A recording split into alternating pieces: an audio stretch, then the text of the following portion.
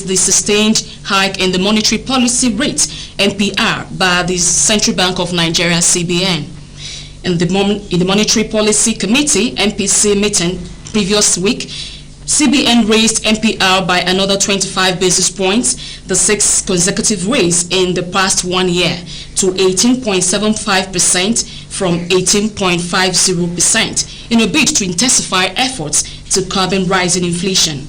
MPR is the benchmark interest rate that determines other interest rates in the financial system.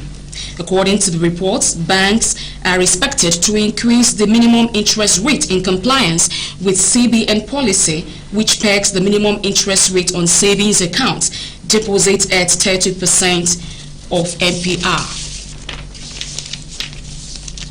The United Nations Agency for International Development has warned Nigeria and other African countries to brace up for higher food prices following recent developments that have temporarily halted Ukraine's food exports to African countries. USAID's Deputy Administrator for Policy and Programming, Isobel Coleman, said this on a virtual press conference. According to her, Russia's decision to withdraw from the Black Sea Grain Initiative had already begun to trigger higher food prices around the world. She noted the impact of the food price hike would be more felt in developing countries that were import dependent and had conventionally relied on grain imports from Ukraine. According to Coleman, Russia's withdrawal from the initiative, which in principle prevented Ukraine from exporting grain to Nigeria and other developing countries, would have dire consequences of food securities in these countries. Japan's finance ministry has called on X, formerly known as Twitter, to take down an account impersonating top currency diplomat Masato Kanda. Kanda is a key figure in efforts by the world's third largest economy to stabilize the value of the yen. Kanda is an influential voice amongst Japan's monetary policy makers. His public comments have the potential to mark the yen's value against other major currencies.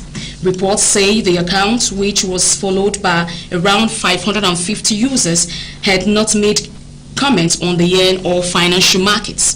The fake account now appears to have been suspended. China say it will drop its tariff on Australian barley imports that have been in place for 3 years and affected billions of dollars of trades. Australia's Prime Minister Anthony Albanese, who welcomed the move, said Canberra will suspend its case at the World Trade Organization over Beijing's duty on barley. China's Ministry of Defense said the tariff will be dropped starting on Saturday.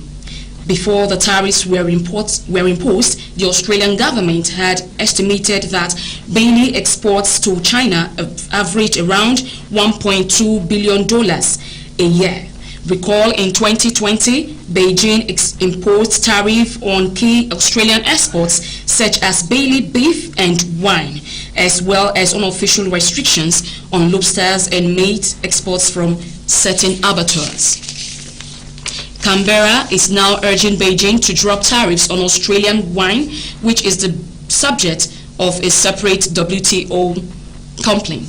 Australia's wine industry was hit hard when China imposed heavy tariffs on its exports in 2020, effectively cutting off what was once its most lucrative market. Amazon's e-commerce business picked up in the 3 months of June after months of lockdown suspended amidst a wider sluggish economy. The uptick followed a push Boss and JC to make the online shopping giant's delivery network run faster and more smoothly for the firm, he said. It helped to drive overall sales up 11% year-on-year to a better than expected $134.4 billion. I beg your pardon. Expected $134.4 billion. Amazon's July Prime Day was its biggest ever, with 375 million items purchased. The company surpassed analyst expectations with